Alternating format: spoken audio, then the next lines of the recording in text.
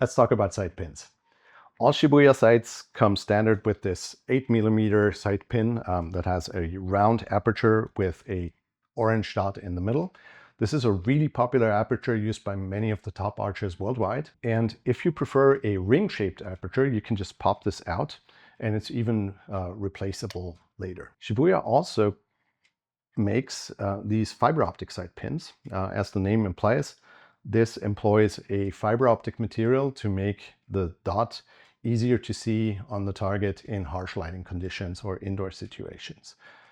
It comes in 7 and 12mm sizes and includes a red and a green fiber optic.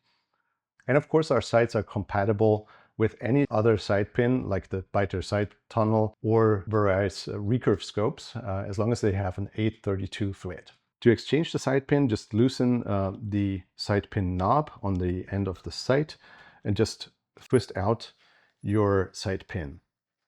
This is also how you do coarse adjustments to your windage.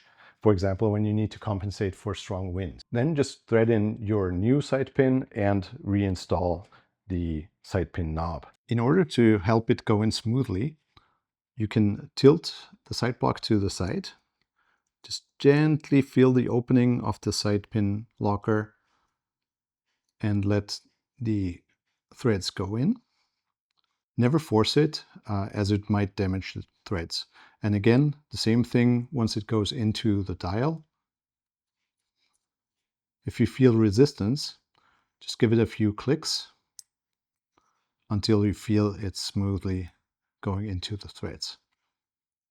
Make sure that the angle of the sight pin is parallel to the edge of the sight block, and then replace the washer if you've taken it off, and the knurled sight pin knob. Make sure there is a washer in between there. The original Ultima sights had a flat washer. The newer ones from the Ultima RC2 have a conical washer, but do not use it without a washer. Once this is securely tightened, you're good to go. Your new sight pin is ready. Quick tip, if you're changing to a different sight pin size, or you're just not sure you can find the windage setting, you'll have a much easier time if you just make note of your sight pin position by placing a sheet of paper under it, right against the edge of the sight block, and making a mark right in the center of the aperture.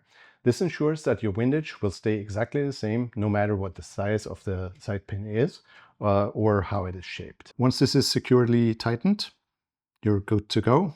Have fun shooting.